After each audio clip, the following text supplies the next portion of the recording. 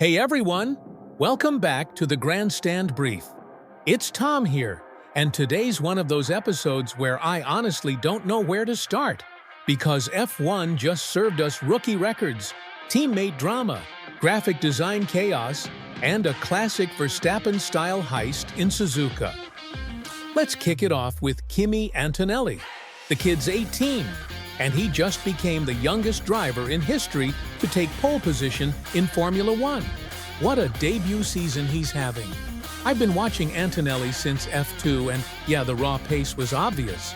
But to come into a sport this brutal and stick it on pole, that's another level. He didn't just sneak in through weather luck or a red flag fluke. This was genuine, clean, relentless one-lap speed. And the body language after qualifying? Cool as ice. Like, yeah, I expected this. I remember when I got my first taste of real karting competition at 18. I was a nervous wreck. Couldn't even hold a straight conversation without double-checking tire pressure for the 5th time. Antonelli? He's waving at cameras like he's already planning the next one. And honestly, I think this is just the beginning. Now, onto something a bit heavier. George Russell made headlines today with his comment about Lewis Hamilton. He said it was not nice seeing him struggle, and you could feel the weight in his voice. Say what you want about George being the young gun on the rise, but there's clearly a lot of respect there. It's strange seeing Lewis this off the pace, especially in a car that's finally starting to show some consistency. Whether it's setup issues, motivation, or just the changing dynamic of the team, it's hard to say. But I think Russell's comment was more than just PR. That was teammate empathy. A little human moment in a sport that's often cold. It also highlights what a fascinating contrast we're seeing between teammates this season. Russell versus Hamilton, Norris versus Piastri, Leclerc versus Sainz.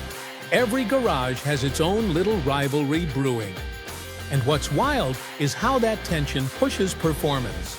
Like Piastri doesn't exist in Lando's shadow anymore. He's challenging him. And George? He's not just Lewis's understudy. He's right there, trying to step out and take the lead. All right, we've got to talk about something extremely not performance-based for a second. The Miami GP liveries. There's a piece going around titled, "It's So Bad," and honestly, they're not wrong. Some of these Miami-themed designs look like last-minute Canva templates. I get the vibe they're going for. Neon, beach, retro, but it's not hitting the way it did in 2022 or even last year. Ferraris looked like a watermelon-flavored energy drink, and I love Ferrari, but whew. Meanwhile, AlphaTauri's was trying something bold, but it kind of looked like someone let a teenager loose with an Instagram filter pack. I miss the days when liveries felt like art. Now it's starting to feel like they're trying to go viral on TikTok instead of honoring the race.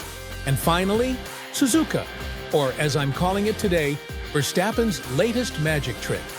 He absolutely stole the race with a ridiculous strategy call and perfect execution. McLaren? They were stuck deep in what Andrea Stella literally called a rabbit hole.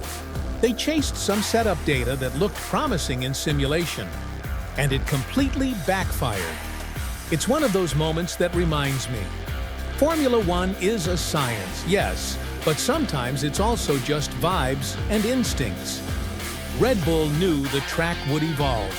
They trusted Max to adapt. McLaren went too deep into theory and missed the forest for the trees. And Max? He made it look easy. Again. That's it for today's Grandstand Brief. What a ride! From Antonelli's pole to Verstappen's Suzuka heist and some very questionable Miami design decisions. It's been a day of highs, lows, and hot takes. I want to know your thoughts. Who had the best livery? Is Russell stepping into a true leadership role at Mercedes?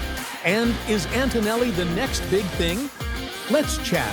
Send me a message or drop a reply. And of course, don't forget to subscribe so we can hang out again tomorrow at the next checkered flag. Catch you then.